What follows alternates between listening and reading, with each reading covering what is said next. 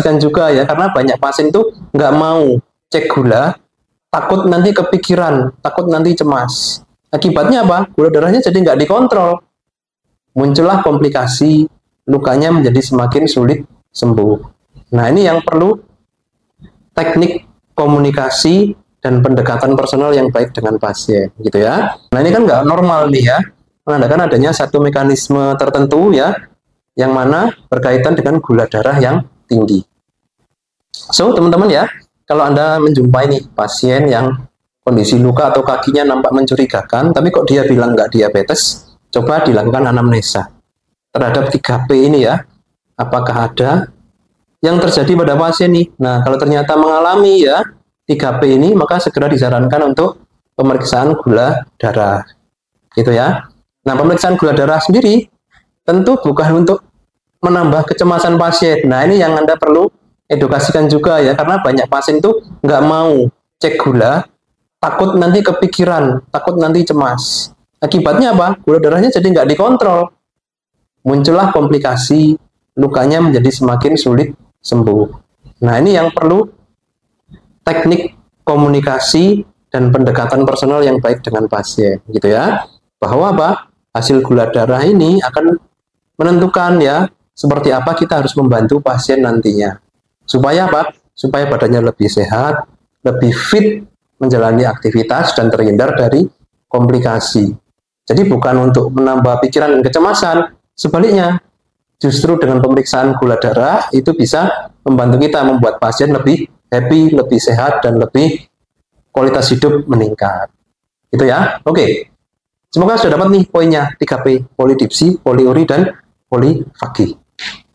Nah, seringkali ketika kita sudah ketemu pasien nih, ya, sudah muncul manifestasi-manifestasi tambahan. Selain yang 3P tadi ya, efek dari gula darah tidak terkontrol dalam waktu lama. Paling gampang apa? Coba lihat kakinya, teman-teman ya. Seperti apa kulit kaki pasien. Kalau kulit kakinya itu nampak kering, bersisik ya, terus muncul kalus atau kapalan yang berlebih. Nah, ini termasuk salah satu manifestasi nih yang cukup signifikan mengarah pada kecurigaan diabetes. Selain itu apa? Perubahan bentuk kaki. Jadi kakinya itu kayak bengkok-bengkok nih. Baik itu telapaknya maupun jari-jari kakinya.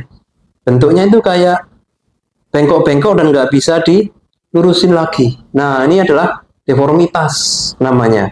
Kelainan bentuk kaki yang juga akibat dari gula darah tinggi dalam waktu yang lama.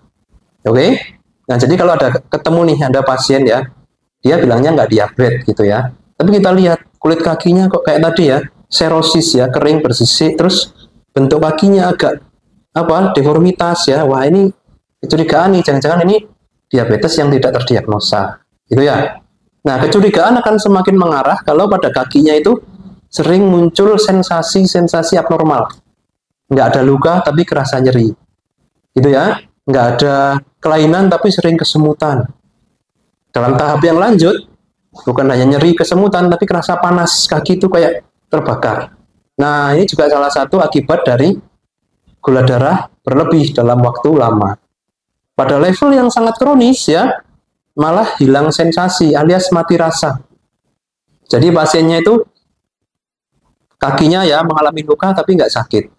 Kakinya berdarah, kena benda tajam ya misalkan ya, tapi nggak sakit. Nah, itu menandakan fungsi saraf yang sangat menurun akibat dari gula darah yang tidak terkontrol. Nah, bisa catat nih poinnya ya teman-teman ya. Cukup banyak gitu ya. Kecurigaan-kecurigaan manifestasi yang kita bisa amati yang membantu kita mengarahkan untuk memilah apakah ini pasien diabetes atau tidak.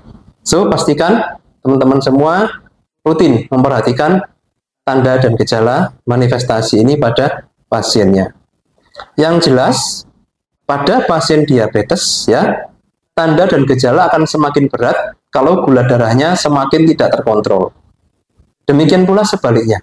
Ketika gula darah semakin terkontrol, tanda dan gejala ini akan semakin menurun intensitasnya. Oke ya. Nah, semoga bisa memberikan insight, wawasan nih bagi teman-teman dalam berinteraksi dengan pasien. Jangan lupa selalu pesan sponsor, like, komen, dan share dari konten ini ya. Boleh juga kita berdiskusi di kolom komentar ya. Kami tunggu partisipasinya.